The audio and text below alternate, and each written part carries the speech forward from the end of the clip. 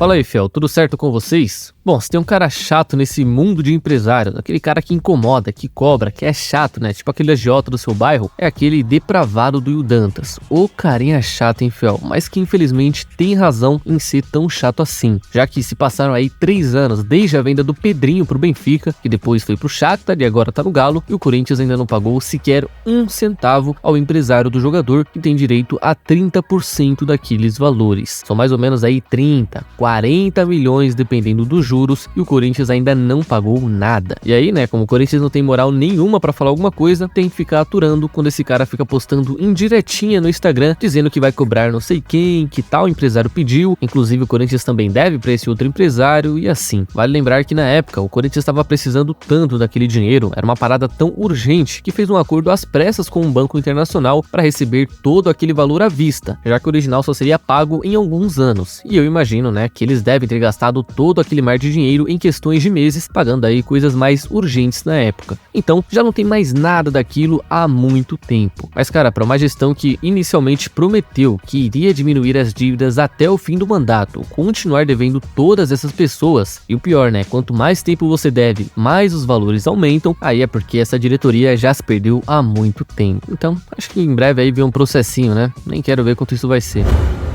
Comprado pelo Corinthians ainda na segunda rodada do Campeonato Paulista, o atacante Barleta, de 21 anos, apesar de não ter nada a ver com a história, fez o Corinthians se endividar novamente nessa gestão, já que, segundo declarações do presidente do Joinville, fiel, clube que o jogador foi revelado e possui porcentagem, o Corinthians ainda não pagou absolutamente nenhum centavo ao São Bernardo pela compra do atacante. Pois é, o cara já tá aqui faz uns 2 meses e o Corinthians ainda não pagou nada. E detalhe, esse acordo foi feito da seguinte maneira: o Corinthians fechou a compra por 6 milhões de reais, dividindo em 1 milhão de entrada e mais 10 parcelas de 500 mil ao longo desse ano. Mas, como vocês podem ver, né, o Corinthians mal pagou o valor de entrada, e como o Joinville tem direito a 10% dessa negociação, ou seja, 100 mil à vista e 50 mil ao longo do ano, os caras estão cobrando o São Bernardo para cobrar o Corinthians por esses valores. Até porque, fiel, 100 mil reais para um time que nem tem divisão esse ano, já é um dinheiro que dá para fazer o ano inteiro dos caras, e se brincar, ainda paga o ano que vem. E isso eu tô falando só do valor de entrada. O Corinthians ainda deve mais uns 100, 150 mil de março pra cá, que é o valor aí parcelado que o Timão não pagou. Então assim, fiel, você dever para um empresário, tudo bem. O cara não precisa daquele dinheiro urgentemente. Não é uma coisa que vai fazer falta se ele não receber. Mas se você deve pro Joinville e pro São Bernardo, aí você tá de brincadeira, né? Mas o pior, né, fiel? Como é que o Corinthians vai reclamar com o Vasco, que ainda não pagou o Piton? Que moral essa diretoria tem pra falar alguma coisa? E vai ser processado logo mais. Fica vendo aí.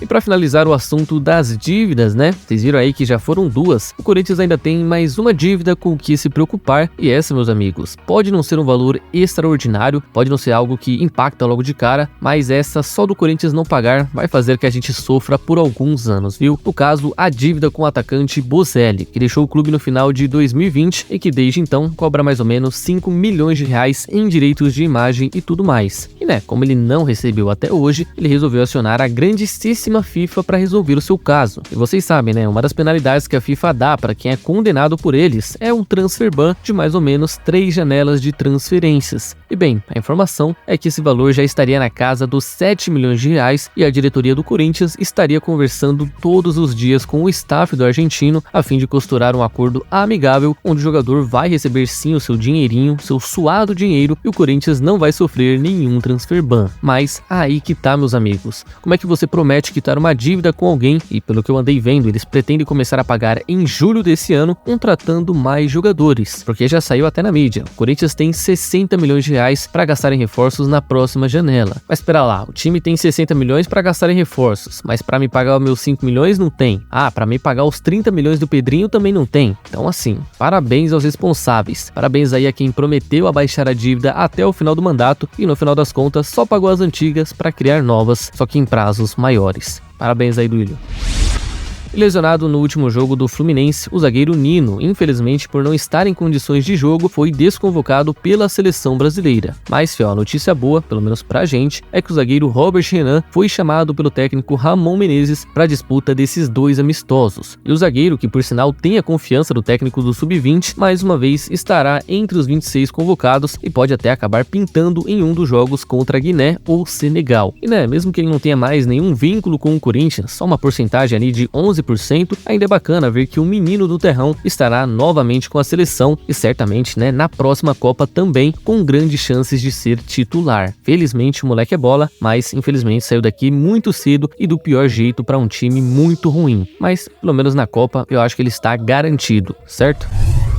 Bom, e depois dessa folga, certamente merecida aos jogadores nesse domingo, e na segunda, o técnico Vanderlei Luxemburgo iniciou hoje os trabalhos no CT Joaquim Grava, que vão durar até o dia 20 desse mês. Mas o curioso, fiel, é que apesar de terem mais uma folga no próximo domingo, o Corinthians anunciou a programação dos treinos em seu site, informando que eles farão trabalhos em 2 períodos, de manhã e de tarde, menos na sexta-feira. Mas hoje, amanhã, quinta e sábado, os jogadores vão ter que comparecer no CT 2 vezes ao dia. Então, o Lucha quer mesmo aproveitar essa pausa para pôr a casa em dia e fazer o que ele ainda não teve tempo para fazer. E, né, por acaso eu tô escutando aí de alguns torcedores que não, o Corinthians vai voltar jogando muita bola, vai voltar com outra cara daqui a algumas semanas, mas tudo isso porque vai treinar alguns dias a mais. E assim, eu vou até usar de exemplo um caso antigo. Quando a pandemia encurtou o calendário, ali em 2020 e 2021, o que eu mais ouvia, e com razão dos treinadores, é que eles não tinham tempo para treinar. E de fato, o Corinthians chegou a fazer 3 jogos em uma semana pela falta de tempo. Mas, na época do Thiago Nunes, por exemplo, nessa mesma época aí, quando o time tinha tempo para treinar, que era de uma semana, o outro jogo a gente sempre perdia. Era incrível, tanto tempo treinando e o mesmo resultado, fora o futebol que continuava o mesmo. Mas, quando era o contrário, que tinha jogo quarta e domingo, coincidentemente o time ganhava. E por que eu tô lembrando isso? Porque, como eu falei, já tô vendo aí muitos torcedores dizendo que o Corinthians vai voltar dessa pausa jogando o futebol mais lindo do Brasil, ou quase isso. E na boa, o Corinthians pode até ganhar do Santos lá na Vila, o que eu nem duvido muito porque eles estão numa draga tão ruim quanto a gente, mas eu não acho que o Corinthians vai voltar jogando tão melhor quanto agora. No máximo ali nos 10 primeiros minutos, né, você vai notar algumas tabelas, algumas jogadas ensaiadas, uma parada um pouquinho melhor, mas depois dali, né, vão ver que não era tudo isso, não tá dando tão certo, e se tomar um gol então, aí volta tudo ao normal. Então, ainda que o Vanderlei faça aí 5, 10 treinos em 5 dias, o Corinthians não vai voltar tão melhor quanto tá agora. No máximo menos ruim, mas voltar jogando bem,